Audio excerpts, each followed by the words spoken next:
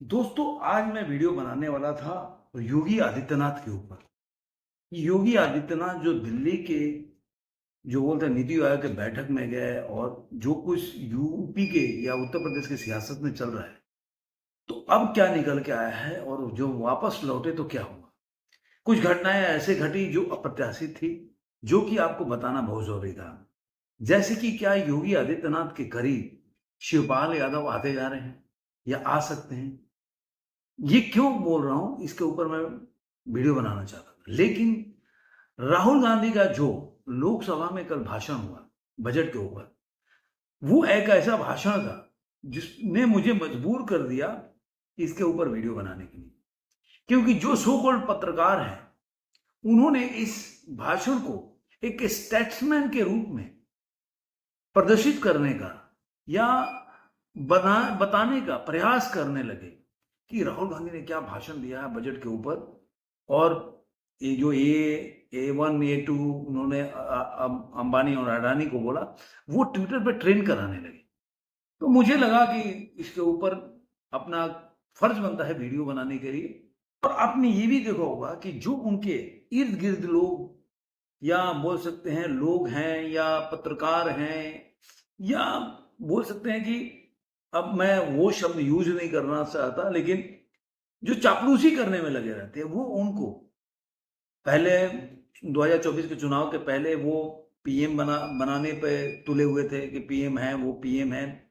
अभी shadow PM, कभी जननायक, ये बनाने पे तुले हुए। तो वो अचानक से ये सब आपने घटनाएं देखा होगा 2 साल में या 1.5 साल में, जननायक से लेकर प्रधानमंत्री और अब शैडो प्रधानमंत्री उनकी साइन करते हुए, ये सब तस्वीरें काफी उनके जो इर्द गिर्द घूमने वाले जो चापलूस लोग हैं लगे रहते हैं।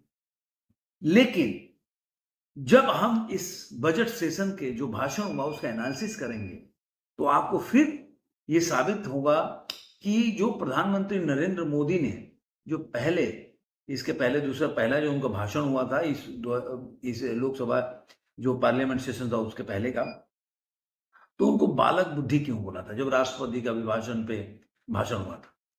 वो फिर साबित करता है, जो भी पढ़ा लिखा व्यक्ति होगा, जो भी जानता होगा, वो ये मानेगा कि ये व्यक्ति चाहे कितना भी एज हो जाए, उम्र हो जाए, आदमी उम्र के साथ परिपक्व होता है, मैच्योर होता है, अपनी गलतियों से सीखता है और आगे बढ़ता है।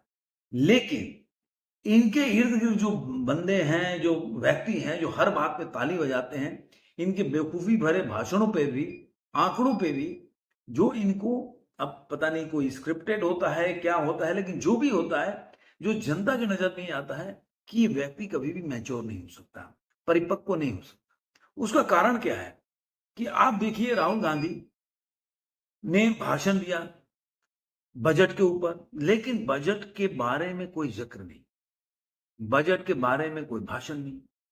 घूम फिर के आप देखेंगे तो पहले उन्होंने किया कि हलवा खा रहे हैं, जो फाइनेंस मिनिस्टर हैं उसमें कोई ओबीसी नहीं है। अब इससे क्या ताल्लुक है? अब कोई भी उठाएगा तो उनके जो ये फोटोग्राफ्स दिखा रहे थे उनके समय के, जो पीछे मनमोहन सिंह जिनके समय का भी अगर फोटोग्राफ दिखाए तो कोई भी पूछ सकता है कि भाई इनमें से कितने लोग ओबीसी हैं। दूसरा, आप जो हमेशा जो बीजेपी पे आरोप लगाते हो, एनडीए पे आरोप लगाते हो ओबीसी का विरोध करने के लिए, तो ये पहले भी जानना चाहिए आपको कि प्रधानमंत्री खुद से ओबीसी कोटे से आते हैं। लेकिन अब बीजेपी क्यों पता नहीं नैरेटिव के मामले में इतने पिछड़ती जाती है कि इस बात को एक दो बार, इसको एक नैरेटिव नहीं बना सकती, एक दो बार बोलना जवाब के रूप में कि प्रधानमंत्री ओबीसी हैं, लेकिन इसको सेट नहीं कर पाती। राहुल गांधी अपने ही किस जाति से आते हैं, ये सब जो बातें हैं, बीजेपी पिछड़ जाती है, इसलिए ये लोग नैरेटिव बनाने में सफल हो जाते हैं।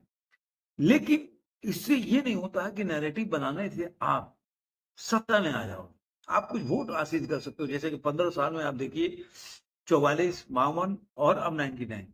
तो अब आप इसी स्पीड से आप बढ़ते रहोगे तो आप और 2-4 साल में बूढ़े हो जाओगे और आपके हाथ में वो सीट नहीं आ पाएगी जिससे कि सरकार बनाना। तो कहने के मतलब यही है कि राहुल गांधी का दूसरा, कि वही अंबानी अडानी, A1 A2, मतलब आपको इतने साल हो गए, 15 साल से आपने 2019 का चुनाव हुई थी, अंबानी के ऊपर लड़ा, 2024 का चुनाव भी अडानी के ऊपर लड़ा, लेकिन आपको हासिल क्या हुआ? आप बोल सकते हो कि 2019 में तो आप बुरी तरह हार गए, लेकिन 2024 में बोल सकते हो कि आपकी सीट बढ़ी और बीजेपी की सीट घटी। लेकिन उसके बावजूद भी उस मुकाम आप 100 का आंकड़ा को क्रॉस नहीं कर पाए।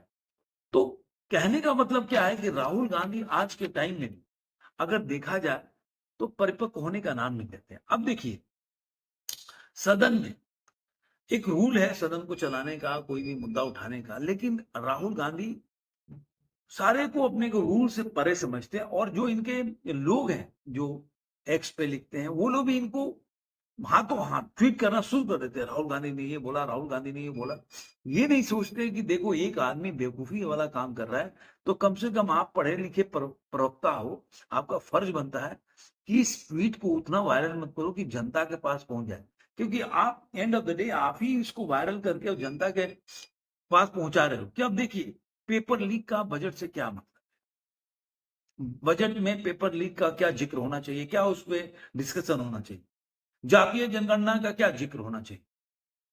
अब तो देखिए, जब आपने ये बोला तो एक दिलीप मंडल करके हैं, उनका आपने एक्स में देखा होगा, मैं भी उनका पढ़ रहा था, तो अब देखिए उन्होंने एक फोटोग्राफ डाला एक न्यूज़पेपर का, और उन्होंने डाला कि 1980 में नवभारत टाइम्स में आलोक मेहता जो थे, उनको एक इंटरव्यू में राजीव गांधी ने खुद बोला था, भारत का 52% ओबीसी बुद्धू है जिनको आरक्षण देने से नुकसान हो जाएगा।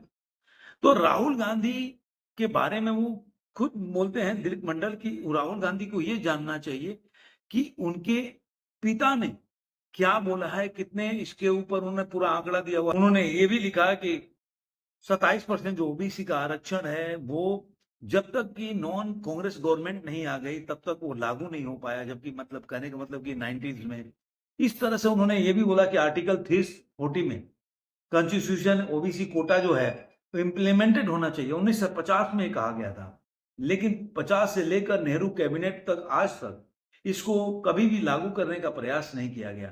तो कहने का मतलब ये है कि राहुल गांधी जो है इस बात को समझ नहीं पा रहे हैं कि जो भी आप मुद्दे उठाओगे, तो अगर ठीक है बीजेपी है नैरेटिव बनाने में पीछे हट रही है, लेकिन लोग जो एक्स पे लिखते हैं, सोशल मीडिया पे एक्टिव रहते हैं, वो चीजों को जानते हैं। और नहीं भी जानते हैं तो कुछ ऐसे वरिष्ठ लोग हैं, पत्रकार रहे हैं, जो इन चीजों पे ज्यादा इनको नॉलेज है, वो लोग जरूर ऐसे चीजें लिख कर और लोगों को बोल सकते हैं कि जानकार बनाते हैं कि भाई ऐसे ऐसे घटनाएं घटी हैं। तो राहुल गांधी हमेशा आप देखे होंगे कि इसके पहले, अब आप बोलते हैं कि महाभारत टाइम में जीएसटी नहीं लागू था, भाई इस तरह के बचकाना बातें तो मतलब मैं कह रहा हूं कि 10वीं में पढ़ने वाला लड़का भी नहीं बोल सकता ऐसी बातें कि राहुल गांधी मर गया, मैंने मार दिया। इस तरह से आपको आपको तो आप जाएंगे रील पे तो कितने मीम्स और रील मिल जाएंगे। तो कहने का मतलब ये है कि राहुल गांधी यही नहीं समझ पा रहे हैं कि जो वो बोलते हैं वो वो बिना सिर पैर की बात बोलते हैं, जिससे कि जनता प्रभावित नहीं होती। एंड ऑफ द डे ये मानते हैं कि आप 15 साल के बावजूद भी, सत्ता से रहने के बाहर रहने के बावजूद भी आपको आपका फ्रस्ट्रेशन दिख रहा है, आपको सत्ता पाने की ललक दिख रहा है, चाहत दिख रहा है, लेकिन उसमें मैच्योरिटी या परिपक्वता नहीं आ रही है जो कि आपको सत्ता के करीब लेके जाए। और ये भी मान लीजिए कि बीजेपी जितनी भी गलती करती जाए, लेकिन आप में वो कैलिबर नहीं है कि बीजेपी को हरा, क्योंकि जनता तो ऑप्शन ढूंढेगा। चलो मान लिया कि बीजेपी की खराब काम कर रहे हैं, वो कोई काम में अच्छा नहीं कर रहे हैं, मोदी जी ठीक नहीं है, लेकिन जनता ऑप्शन ढूंढेंगे ना, दोनों में बेटर कौन है, दोनों में कौन सही सिंसियरिटी से बात करता है। तो वहां पे उस नैरेटिव में जनता के पास आप फेल हो जाओगे। तो मेरा कहना है कि राहुल गांधी को इन चीजों पर विचार करना चाहिए, या जो ऐसे लोग इनकी बातों ऐसी बातों पर तालियां बजाते हैं तो उनको जरूर समझाना चाहिए कि जिस सेशन का जिस मैटर पर डिस्कशन चल रहा है उस पे आप निकालो कि बजट में क्या क्या खामियां है, उसके ऊपर डिस्कस करोगे तब आपको पता चलेगा कि हाँ, कि राहुल गांधी में मैच्योरिटी कितनी है, परिपक्वता कहती है, और लोग भी समझने का प्रयास करेंगे कि व्यक्ति का विजन क्या है, ये देश में सत्ता में आएगा तो क्या कर सकता है। केवल सूट और अरविंद केजरीवाल के जो रूल्स को अपना के और वही कार्य करने से आपको सत्ता हासिल नहीं है। चंद दिनों के लिए आप सफल हो जाओगे, जैसे कि अरविंद केजरीवाल सफल हुए, लेकिन बाद में उनकी क्या हालत है आज दिल्ली में देख लो। और ऐसे ही आपने जिस तरह से उत्तर प्रदेश में अखिलेश यादव जिस तरह के आरक्षण के बारे में या जो भी वो गारंटी कार्ड लेकर घूम रहे हैं, वो ज्यादा ये सब झूठ चलता नहीं। आप देखिएगा आने वाले चुनावों में इसका क्या हश्र होने वाला है, आपको देख के ही पता चल जाएगा। आपको ये वीडियो कैसा लगा ज़रूर कमेंट बॉक्स में बताइएगा। फिर मिलेंगे ऐसे ही किसी वीडियो में, आज के लिए इतना ही, धन्यवाद।